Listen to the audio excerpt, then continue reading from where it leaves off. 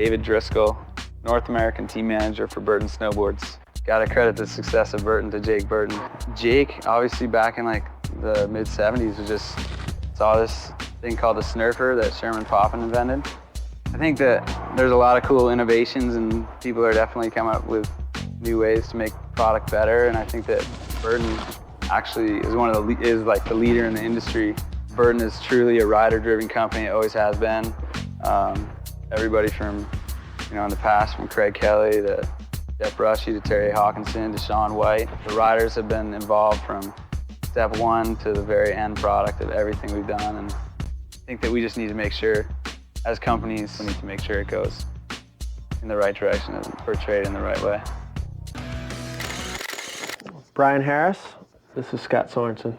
He can't talk. I'm the Snow team manager, marketing director for Snow, and I think Drag can get involved in it because it's obviously a youth sport. Main thing about us that makes us different is probably our focus on the quality level of our products. And I think that it's every brand in this industry's goal to try to remain core, but at the same time grow their business. team guys kind of come from all aspects. I mean, basically, it has a lot to do with style. I think a lot of our riders have very freestyle influenced style. We don't have many big mountain riders because it's not really what we're into. And I kind of just take from what the kids are doing and finding out how to spot trends and see what's up and coming and what those guys are getting into and try to just use their influence and direct it through our company. Jason Kimball out of Salt Lake City, Utah, Snow team and marketing manager for Sessions. Joel Gomez, the owner, started way back 20 some odd years ago in snowboarding and was just drawn to it. Had an old shop called Sessions and then just evolved from there. It's just grown to where it is now. Sessions is unique and different because they've always stayed true to their roots and kind of stayed on the same level path and have not sold out and gone too big. They've kind of stayed steady. So Jamie Lynn was a huge key for Sessions for many years, and then riders like Travis Parker, and then the guys who we have now, like Scotty Arnold and Dion, and the ladies like Hannah and Roberta. Biggest influences on the sport, I'd say, are the riders and probably skateboarding, because all the riders that are good are usually good at skating and respect the skaters and try to bring skateboarding into snowboarding. Hello, my name is Brenner Adams, and I'm here tonight with Sean, I believe it's Neff? Yeah. From Neff Headwear. I started Neff Headwear, and I actually met Nate Bozung, and I'm talking with a lot of snowboarders, that have a lot of style, and stees, the headbands, the beanies. So I was just like, let's do a headwear company then. So I think we've created a niche in the snowboard market focusing just on headwear. How I've started this company, it's been with a snowboarder who style is image is everything, Nate Bozung. He is the snowboarder in the beginning that said, let's do this. And without Nate, there's no way we could have gotten any of the other riders in the early stages of Neff Headwear. We look for a certain rider. Style is obviously the most important thing we look at. All right, my name's Sean Neff, and I'm here with Blue from Capita. I'm brand manager, so we have a really small company and everybody wears a lot of hats, but I do all the financial management and brand management and some of the product design and stuff. Yeah, we rely 100% on our team, for sure, especially if you include Jason and I. We don't get paid to snowboard anymore, but we're still snowboarders in the truest sense of the term, and in conjunction with our team, we form a collective that designs all of our products. I guess in short, we just make products that we truly believe in so other people can too.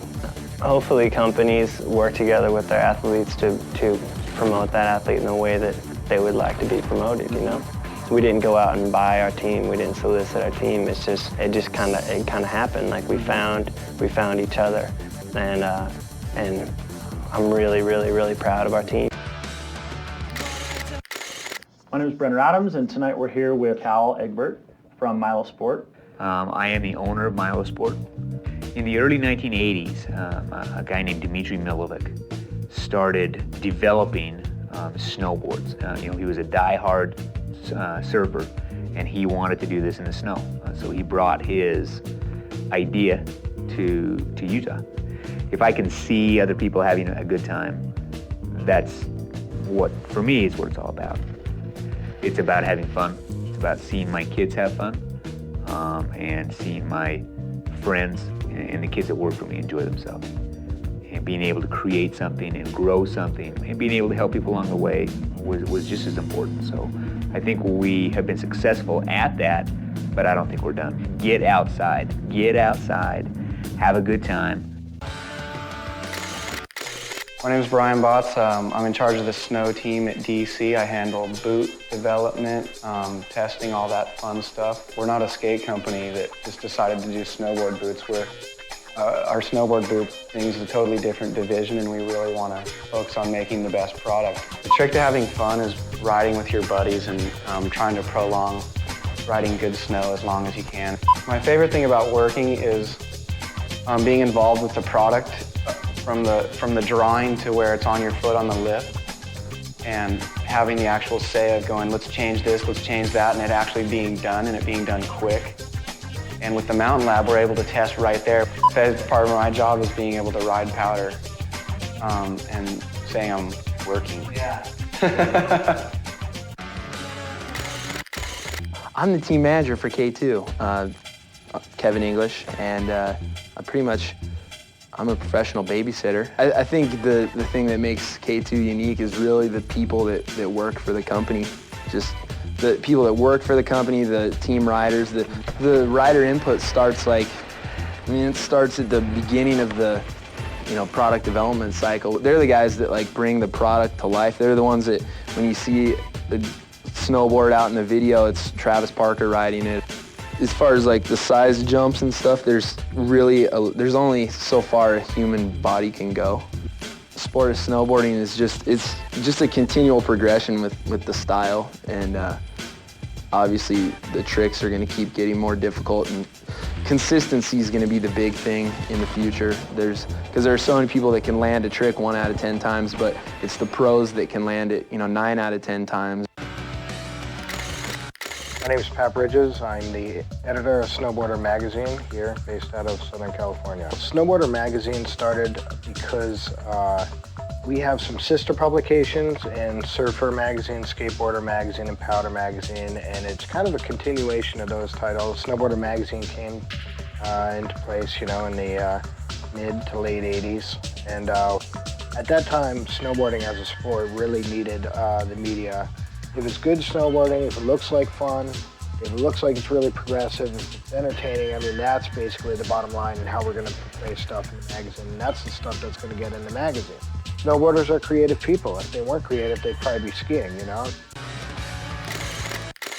My name's Sean Neff, and I am here with Troy Eckert from Volcom. Troy, what's your job title? I'm the marketing director at Volcom. The success of Volcom, definitely the athletes and the snowboarders, there's no question.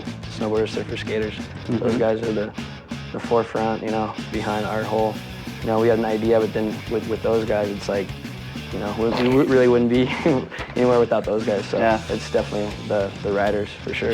Yeah. I guess there's all the different kinds of ways that team riders can come about, from someone like Bjorn saying, hey, there's this kid down the street that's sick, and might be whatever, the next guy. For sure. Or, a kid making a video and sending it in, and that could be a way to do it. I guess the tech stuff's super sick too, just watching hand railing and stuff. Yeah, you guys just hitting gnarly stuff and just getting super tech on rails. That's pretty sick. I like to watch that kind of stuff. Hi, my name is Ricky Melnick. I'm the team manager for Four-Star Distribution, Forum Snowboards, Foursquare Outerwear, Genius Snowboards, and Special Blend Outerwear. What makes us different than other companies is our marketing. We market it more as a team, more as a group, more as an affiliation, more rider affiliated. We concentrate more on our riders more than anything. Putting together our team, we choose on style and work ethic, and basically work ethic is the #1 thing. If they're gonna be on the mountain every day, then that's what we want. We don't want a kid that's just not gonna, do anything. The evolution in the sport, I do see it going more towards the kids watching these are doing these incredible tricks on the games, but now all of a sudden, these tricks are actually done on the snow. For us to rely on the rider's input, it's the #1 thing. Sure. Yeah, it's #1. Snowboarding is so cool because it's fun.